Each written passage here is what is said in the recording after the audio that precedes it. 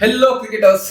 ನಿನ್ನೆ ನಡೆದಂತ final ODI match between India versus England Narendra Modi stadium ಹೆಂಗ ಹೊಡೆದ್ರು ಅಂದ್ರೆ ನಾಯಿ ಹೊಡೆದಂಗ್ ಹೊಡೆದ್ರು ಪಾಪ ಇಂಗ್ಲೆಂಡ್ ಅವರಿಗಂತೂ ಮ್ಯಾಚೇ ಬೇಡ, ಇದು ಟೂರ್ನಮೆಂಟೇ ಬೇಡ. ಟೋಟಲ್ ಏನೊಂದು T20 ಸೀರೀಸ್ ಆಯ್ತು, ODI ಸೀರೀಸ್ ಆಯ್ತು, ಸಿಕ್ಕಾಪಟ್ಟೆ ಹೊಡೆದ್ಬಿಟ್ರು. ಇನ್ನಂತೂ ಬಟ್ಲರ್ ಕನ್ಸಲ್ಲೂ ನೆನ್ಸ್ಕೊತೀನಿ ಈ ಒಂದು ಸೀರೀಸ್ ನ.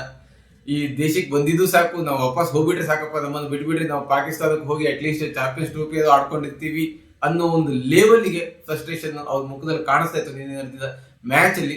ಸೊ ಇವತ್ತು ಇದೇ ODI ಸೀರೀಸ್ ಬಗ್ಗೆ ಮತ್ತೆ ನಿನ್ನೆ ನಡೆದಂತ ಫೈನಲ್ ಮ್ಯಾಚ್ ಬಗ್ಗೆ ಡಿಸ್ಕಷನ್ ಮಾಡೋಣ. Welcome back to the cricket journey.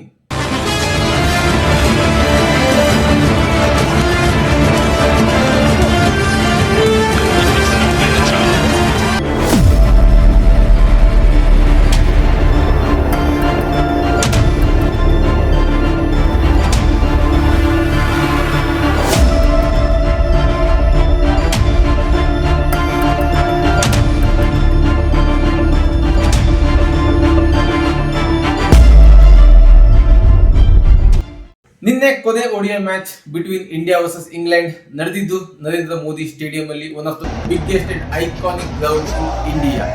Super ಆಗಿರುವಂತಹ ಗ್ರೌಂಡ್, ಅತಿ ದೊಡ್ಡ ಗ್ರೌಂಡ್ ನಮ್ಮ ಇಂಡಿಯಾದಲ್ಲಿ. ಎಷ್ಟು 1.5 ಲಕ್ಷ ಜನ ಕುತ್ಕೋಬಹುದಂತ ಕೆಪಾಸಿಟಿ ಇರುವಂತ ಈ ಗ್ರೌಂಡ್ ಅಲ್ಲಿ ಟಾಸ್ ವಿನ್ ಆಗಿ ಬೌಲಿಂಗ್ ತಗೊಂಡಂತ ಜೋಸ್ ಬಟ್ಲರ್ ಇಂಡಿಯಾ ಟೀಮ್ಗೆ ಫಸ್ಟ್ ಬ್ಯಾಟಿಂಗ್ ಆಪ್ಷನ್ ಕೊಟ್ಟರು. ಆ ಬ್ಯಾಟಿಂಗ್ ಅನ್ನ ಫಾಲೋ ಮಾಡ್ಕೊಂಡು ಬಂದಂತ ರೋಹಿತ್ ಶರ್ಮಾ ಮತ್ತೆ ಶುಭ್ಮನ್ ಗಿಲ್ ಕೇವಲ 6 ರನ್ ಆಗಿತ್ತು. 6 ರನ್ಗೆ ಫಸ್ಟ್ ವಿಕೆಟ್ ನಾವು ಕೊಟ್ವಿ. Rohit Sharma as usual middle ಒಂದು ಮ್ಯಾಚ್ ಅಲ್ಲಿ ಸೆಂಚುರಿ ಹೊಡೆದ್ರು ಕೂಡ ಥರ್ಡ್ ಮ್ಯಾಚ್ ಅಲ್ಲಿ ಫಾರ್ಮಿಂಗ್ ಬರ್ತದೆ ಅಂತ ಅನ್ಕೊಂಡ್ವಿ. ಯಾಕಂದ್ರೆ ಇನ್ನೇನೊಂದು 7 ಡೇಸ್ ಅಲ್ಲಿ ಚಾಂಪಿಯನ್ಸ್ ಟ್ರೋಫಿ ನಡಿಬೇಕಾಗುಂಟು. ಅದು ಅಬುಧಾಬಿಯಲ್ಲಿ, ಆ ಕಂಟ್ರೀಸ್ ಅಲ್ಲಿ ಟೋಟಲ್ ಶಾರ್ಜಾ ಮತ್ತೆ ಈ ತರ ಕಂಟ್ರೀಸ್ ಅಲ್ಲಿ ನಮಗೆ ಮ್ಯಾಚಸ್ ಇದೆ. ಅದು ಫಸ್ಟ್ ಮ್ಯಾಚ್ ಅಗೇನ್ಸ್ಟ್ ಬಾಂಗ್ಲಾದೇಶ. ಒಂದು ಪರ್ಫಾರ್ಮೆನ್ಸ್ ಬಂದ್ರೆ ಅವ್ರಿಗೆ ಒಂದು ಕಾನ್ಫಿಡೆನ್ಸ್ ಇರುತ್ತೆ ನೆಕ್ಸ್ಟ್ ಚಾಂಪಿಯನ್ಸ್ ಟ್ರೋಫಿ ಎಲ್ಲ ಆಡ್ಲಿಕ್ಕೆ ಅಂತ ಅನ್ಕೊಂಡ್ವಿ. ಬಟ್ ಒಂದು ಸೆಂಚುರಿ ಹೊಡೆದ ತಕ್ಷಣ ನೆಕ್ಸ್ಟ್ ಮ್ಯಾಚ್ ಕೇವಲ ಒಂದೇ ರನ್ನಿಗೆ ವಿಕೆಟ್ ಕೊಟ್ಟು ಹೋದ್ರು. ಅದು ಸ್ವಲ್ಪ ಡಿಸಪಾಯಿಂಟ್ ಮಾಡ್ತು. ಅದಾದ್ಮೇಲೆ ಶುಭ್ಮನ್ ಗಿಲ್ಲು, ಅದಾದ್ಮೇಲೆ ಸೆಕೆಂಡ್ ಒನ್ ಡೌನ್ ಬಂದವರು ವಿರಾಟ್ ಕೊಹ್ಲಿ. ಆಬ್ವಿಯಸ್ಲಿ ಎಲ್ಲರೂ ಕಣ್ಣು ವಿರಾಟ್ ಕೊಹ್ಲಿ ಮೇಲೆ ಇತ್ತು. ನಾನು ಅವ್ರ ಮ್ಯಾಚ್ ನೋಡ್ತಾ ಇದ್ದೆ, ಎಷ್ಟು ಹೊಡಿತಾರಪ್ಪ. ಯಾಕಂದ್ರೆ ಹಿಂದಿನ ಮ್ಯಾಚ್ ಕೂಡ ರನ್ ಬಂದಿಲ್ಲ, ಆದಿದೇಶಿದು ಬಾಲಿಗೆ ಕೀಪರ್ ಕ್ಯಾಚ್ ಕೊಟ್ಟು ಔಟ್ ಆದ್ರು. ಇನ್ನೇನು ಇದು ಲಾಸ್ಟ್ ODI ಚಾಂಪಿಯನ್ಸ್ ಟ್ರೋಫಿಗಿಂತ ಮುಂಚೆ ಸಿಗೋದು ಇದೊಂದೇ ಮ್ಯಾಚ್. ಅದಾದ್ಮೇಲೆ ಅಬುಧಾಬಿಗೆ ಹೋಗಿ ಅಲ್ಲಿ ನಾವು ಪ್ರಾಕ್ಟೀಸ್ ಮಾಡಬೇಕು, ನೆಟ್ ಸೆಷನ್ ಅಲ್ಲಿ ಇರುತ್ತೆ, ಮ್ಯಾಚಸ್ ಇದೆಲ್ಲ ಡೈರೆಕ್ಟ್ ಆಗಿ ಮ್ಯಾಚಸ್ ಆಡಬೇಕು. ಸೊ ಪರ್ಫಾರ್ಮೆನ್ಸ್ ಬರುತ್ತೋ ಇಲ್ಲ ಅಂತ ಸ್ವಲ್ಪ ಭಯ ಇತ್ತು. ಬಟ್ ನಿನ್ನೆ ಆದಂತ ಒಂದು ಸಿಚುವೇಶನ್ ಏನಪ್ಪಾ ಅಂತ ಹೇಳಿದ್ರೆ, 6 ರನ್ನಿಗೆ ಒಂದು ವಿಕೆಟ್ ಹೋಗಿದೆ ಆಲ್ರೆಡಿ. ಸೆಕೆಂಡ್ ಬ್ಯಾಟಿಂಗ್ ಬಂದವರಿಗೆ ಸ್ವಲ್ಪ ಪ್ರೆಷರ್ ಇರುತ್ತೆ, ಯಾಕಂದ್ರೆ ಬಾಲರ್ಸ್ ಡಾಮಿನೇಟ್ ಮಾಡ್ತಾ ಇರ್ತಾರೆ ಒಂದು ವಿಕೆಟ್ ತಗೊಂಡು.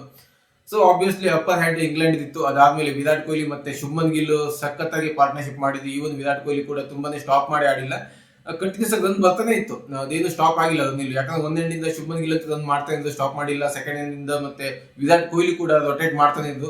55 ಬಾಲಿಗೆ 52 ರನ್ ಹೊಡೆದು ವಿರಾಟ್ ಕೊಹ್ಲಿ ಅವರು ವಿಕೆಟ್ ಕೊಟ್ಟಾಗ ಟೋಟಲ್ ಇಂಡಿಯಾದ ಸ್ಕೋರ್ 122, ಅಂದ್ರೆ 114 116 ರನ್ಸ್ ಪಾರ್ಟ್ನರ್ಶಿಪ್ ಕೊಟ್ಟರು ಇಂಡಿಯಾಕ್ಕೆ.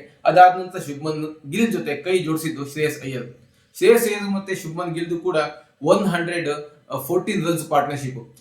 ಫಸ್ಟ್ ಪಾರ್ಟ್ನರ್ಶಿಪ್ ವಿರಾಟ್ ಕೊಹ್ಲಿ ಮತ್ತೆ ಶುಭ್ಮನ್ ಗಿಲ್ದು 116. ಅದಾದ್ಮೇಲೆ ವಿರಾಟ್ ಕೊಹ್ಲಿ ಮತ್ತೆ ಶುಭ್ಮನ್ ಗಿಲ್ ಮತ್ತೆ ಶ್ರೇಯಸ್ ಅಯ್ಯರ್ದು 114 ರನ್ ಪಾರ್ಟ್ನರ್ಶಿಪ್. ಒಳ್ಳೆ ಪಾರ್ಟ್ನರ್ಶಿಪ್ ಅದ. ಆಲ್ರೆಡಿ ನಾವು 236 ರನ್ಸ್ ನ ಕ್ರಾಸ್ ಮಾಡಿದ್ವಿ ಥರ್ಡ್ ವಿಕೆಟ್ ಹೋಗ್ಬೇಕಾದ್ರೆ. ಅದಾದ ನಂತರ ನಮ್ಮ KL ರಾಹುಲ್, ಕನ್ನಡದ ಹುಡುಗ, ಅವರು ಮತ್ತೆ ಶುಭ್ಮನ್ ಗಿಲ್ ಅಂತೂ ನಿಜವಾಗ್ಲೂ ಸಖತ್ತಾಗಿ ಆಡಿದ್ರು. 112 ರನ್. ಫಸ್ಟ್ ODIದಲ್ಲಿ 82, ಸೆಕೆಂಡ್ ODIದಲ್ಲಿ 60 ರನ್ಸ್ ಅಂಡ್ ಥರ್ಡ್ ODIದಲ್ಲಿ 112, 3 6 14 ಬೌಂಡ್ರಿ. ಅದಾದ್ಮೇಲೆ ತಾಬಡ್ತೋ ಬಲ್ಲೆಬಾಜ್ ಅಂತಾನೆ ಹೇಳ್ಬೋದು. ನಮ್ಮ ಹಾರ್ದಿಕ್ ಪಾಂಡ್ಯ ಬಂದು 2 6 ಹೊಡೆದು ಅದಾದ್ಮೇಲೆ ಬೋಲ್ಡ್ ಆಗಿ ಆದಿಲ್ ರಶೀದ್ಗೆ ವಿಕೆಟ್ ಕೊಟ್ಟೋದು. ಟೋಟಲ್ ಆದಿಲ್ ರಶೀದ್ 4 ವಿಕೆಟ್ ತಗೊಂಡ್ರು. ವಿರಾಟ್ ಕೊಹ್ಲಿ ಔಟ್ ಆಗಿದ್ದು ಬೇಜಾರ್ ಏನಪ್ಪಾ ಅಂತ ಹೇಳಿದ್ರೆ, ಸೆಕೆಂಡ್ ODIದಲ್ಲಿ ಸೇಮ್ ಬಾಲ್ ಸೇಮ್ ಶಾಟ್ ಅದಕ್ಕಿಂತ ಡಿಫೆನ್ಸಿವ್ ಹೋದ್ರು. ಅದು keeper catch, outside edge ಆಗಿ ಕೀಪರ್ ಕ್ಯಾಚ್ ಹೋಯ್ತು. ಈವನ್ ಥರ್ಡ್ ಮ್ಯಾಚ್ ಅಲ್ಲಿ ಕೂಡ ಸೇಮ್ ಡಿಟ್ಟೋ ಬಾಲ್, ಅದೇ ಒಂದು ಡಿಫೆಂಡ್ ಮಾಡುವಂತ ಶಾಟ್, ಅದಾದ್ಮೇಲೆ keeper catch, outside edge keeper catch. 2 match, 2 same delivery, same out. ಇದೇ ನಮ್ಗೆ ಬೇಜಾರಾಗಿದ್ದು ಸ್ವಲ್ಪ ವಿರಾಟ್ ಕೊಹ್ಲಿದು. ಅದಾದ್ಮೇಲೆ ಕಾನ್ಫಿಡೆನ್ಸ್ ಅಂತೂ ಬಂದಿರುತ್ತೆ ವೈಟ್ ಬಾಲ್ ಅಲ್ಲಿ. ಯಾಕಂದ್ರೆ ಕಾನ್ಫಿಡೆನ್ಸ್ ಬೇಗನೆ ಬರುತ್ತೆ, ಸ್ಲಿಪ್ ಕಮ್ಮಿ ಇರುತ್ತೆ ಅವ್ರು ಹೋಗೋ ಪೊಸಿಷನ್ ಅಲ್ಲಿ. ಸೆಕೆಂಡ್ ಹೋದಾಗ ಏನಾದ್ರು ಓಪನರ್ಸ್ ಒಂದು 10-15 ಓವರ್ ಆಡ್ಬಿಟ್ರು ಅಂದ್ರೆ ಸ್ಲಿಪ್ ನಲ್ಲಿ ತೆಗೆದಿರ್ತದೆ. ವಿರಾಟ್ ಕೊಹ್ಲಿ ಬಂದ ತಕ್ಷಣ ಒಂದು 2 ಓವರ್ ಮಾತ್ರ ಸ್ಲಿಪ್ ಇರ್ತದೆ, ಅದು ಸ್ವಿಂಗ್ ಇದ್ದಾಗ ಮಾತ್ರ. ಯಾಕಂದ್ರೆ ವೈಟ್ ಬಾಲ್ ಅಲ್ಲಿ ಸ್ವಿಂಗ್ ಬೇಗನೆ ಕಳ್ಕೊಳ್ಳುತ್ತೆ. ಒಂದು 10 ಓವರ್ಸ್ ಮ್ಯಾಕ್ಸಿಮಮ್ 10 ಓವರ್ಸ್ ತನಕ ಸ್ವಿಂಗ್ ಇರುತ್ತೆ. ಅದಾದ್ಮೇಲೆ ಸ್ವಿಂಗ್ ಎಲ್ಲ ಇವಾಗ ಏನು ಕ್ರಿಕೆಟ್ ಅಲ್ಲಿ ಅಂತ ಹೇಳಿದ್ರೆ 2 ಎಂಡಿಂದ ಹೊಸ ಬಾಲ್ ಕೊಡ್ತಾರೆ. ಸೊ ಅಪ್ರಾಕ್ಸಿಮೇಟ್ಲಿ ಒಂದು 15-16 ಓವರ್ಸ್ ತನಕ ಸ್ವಿಂಗ್ ಇರುತ್ತೆ, ಯಾಕಂದ್ರೆ 2 ಹೊಸ ಬಾಲ್ ಆಗಿದ್ದರಿಂದ. ಒಂದೇ ಸಿಂಗಲ್ ಬಾಲ್ ಆಡಿಸಿದ್ರೆ ಒಂದು 10 ಓವರ್ ಅಷ್ಟೇ ಮ್ಯಾಕ್ಸಿಮಮ್ ಸ್ವಿಂಗ್ ಇರೋದು. ಅದಾದ್ಮೇಲೆ ಇವಾಗ ಸ್ವಿಂಗ್ ಮಾಡೋ ಬಾಲರ್ಸ್ಗಳು ಕಮ್ಮಿನೇ ನನ್ನ ಲೆಕ್ಕ ನೋಡೋದಾದ್ರೆ. ಆ ಒಂದು ಪೊಸಿಷನ್ ಒಳ್ಳೇದೇ ಇದೆ. ವೈಟ್ ಬಾಲ್ ಅಲ್ಲಿ ಕಾನ್ಫಿಡೆನ್ಸ್ ಕೂಡ ಬಂದಿದೆ. ಅಬುದುಬಾಯಲ್ಲಿ ಕೂಡ ಒಳ್ಳೆ ಪರ್ಫಾರ್ಮೆನ್ಸ್ ಮಾಡ್ಲಿ ಅನ್ನೋದೇ ನಮ್ಮ ಆಸೆ. ಇನ್ನು ಟೋಟಲ್ ಇಂಡಿಯಾದ 355 ರನ್ ಹೊಡೆದು ಶುಭ್ಮನ್ ಗಿಲ್ಲು, ವಿರಾಟ್ ಕೊಹ್ಲಿ, ಆಮೇಲೆ ಶ್ರೇಯಸ್ ಅಯ್ಯರ್, ಹಾರ್ದಿಕ್ ಪಾಂಡ್ಯ ಮತ್ತೆ KL ರಾಹುಲ್ ಇವರೆಲ್ಲದೂ ಒಂದು ಒಳ್ಳೆ ಕಾಂಟ್ರಿಬ್ಯೂಷನ್ ಇಂದ 354 ರನ್ ಟೋಟಲ್ 50 ಓವರಲ್ಲಿ ಏನ್ ಇಂಡಿಯಾ ಟೀಮ್ ಕೂಡಿಸ್ತು. ಅದಾದ್ಮೇಲೆ ಅದನ್ನ ಚೇಸ್ ಮಾಡ್ಲಿಕ್ಕೆ ಬಂದಂತ ಇಂಗ್ಲೆಂಡ್ ಟೀಮ್ ಆಲ್ರೆಡಿ ಪ್ರೆಷರ್ ಇತ್ತು, 2 ಮ್ಯಾಚ್ ಆಲ್ರೆಡಿ ಸೋತಿತ್ತು.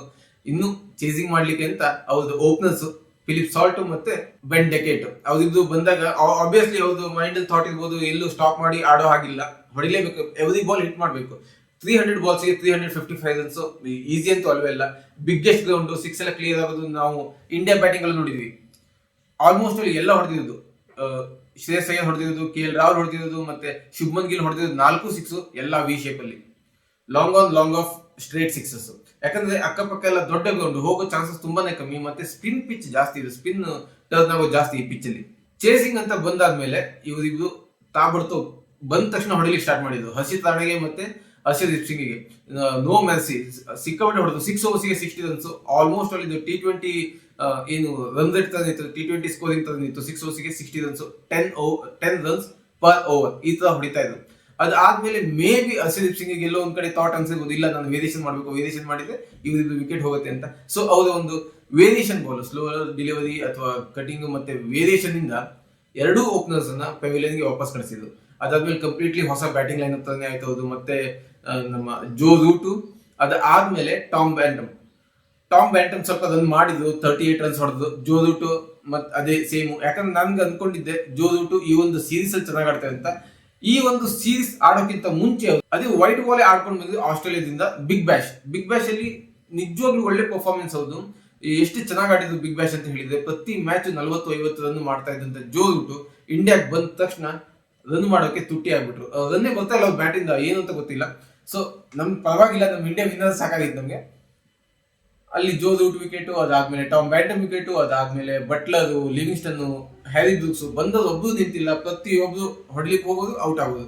213 ರನ್ಸ್ಗೆಲ್ಲ ಆಲ್ಔಟ್ ಆಗ್ಬಿಟ್ಟಿರೋದು. 144 ರನ್ನಿಂದ ನಾವು ವಿನ್ ಆದ್ವಿ. Obviously it's a great winning. Bowling department ಅಂತ ಬಂದ್ರೆ ಹರ್ಷಿತ್ ರಾಣಾ, ಹರ್ಷದೀಪ್ ಸಿಂಗ್, ಕುಲ್ದೀಪ್ ಯಾದವ್ ಮತ್ತೆ ಹಾರ್ದಿಕ್ ಪಾಂಡ್ಯ ಎಲ್ಲರೂ ಪ್ರತಿಯೊಬ್ಬರಿಗೂ ಒಂದು ವಿಕೆಟ್ ಬಿದ್ದಿದೆ. ಸೂಪರ್ ಆಗಿ ಬಾಲಿಂಗ್ ಮಾಡಿದೆ ಎಲ್ಲರೂ.